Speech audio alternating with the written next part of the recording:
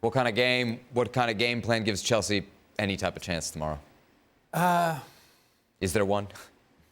One where Real Madrid have a particularly off day, but they need 2 off days, don't forget. One positive is that Thiago Silva may be fit and available, but how match sharp is he?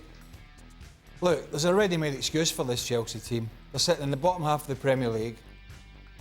They have an ownership that, at best, has a scattergun approach.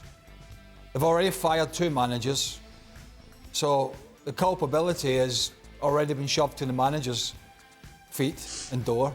They now have an interim manager who, quite frankly, is only back in there because Todd Burley thinks it will put a bit of a smile on the fans' face for a few weeks until they can figure out what they're doing, because it seems they don't really know what they're doing.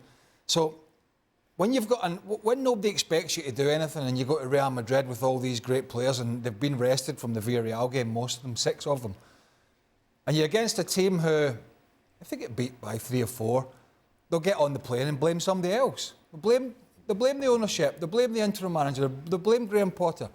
And so I don't see an avenue for Chelsea to get a win. They can't score goals. They can't beat anybody in the Premier League of note recently. And they beat Dortmund, which was a huge slap in the face to Dortmund. Bearing in mind that at that point Chelsea couldn't really beat many other teams. So I don't. Put it one way. Ancelotti might as well just get his bags, move out his house, and go and take the Brazil job if they don't go through against Chelsea. He might as well do it straight off the bat of that defeat. That's how bad it would be considering where Chelsea are. So no, I'm not expecting anything else than a comfortable win for Real Madrid in both games. Natum, is there any hope here for Frank Lampard and company? You wouldn't necessarily think so. I think this is one of the few ties in the knockout rounds where people are almost assuming that one side's going to go through, and I think that's fair given Real Madrid's pedigree in the competition and Chelsea's lacklustre season as such. It seems to make perfect sense that's what it's going to be.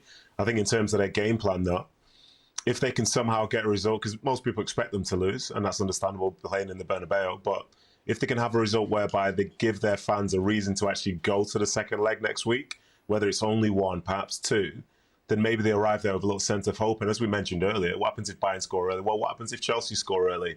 But I think that's going to be a tall order given how much they've struggled this year. And the one place where you don't want to be playing in European football is away at the Bernabeu. So I think it's going to be a very, very tough day for them. But you never know. It's football. This is why we tune in. And I'm not optimistic for them to win it, but I think they can make something which might even give just that little bit of hope, perhaps, for the second leg. Thanks so much for watching ESPN on YouTube. And for more sports highlights and analysis, be sure to download the ESPN app. And for premium content and live streaming, subscribe to ESPN Plus.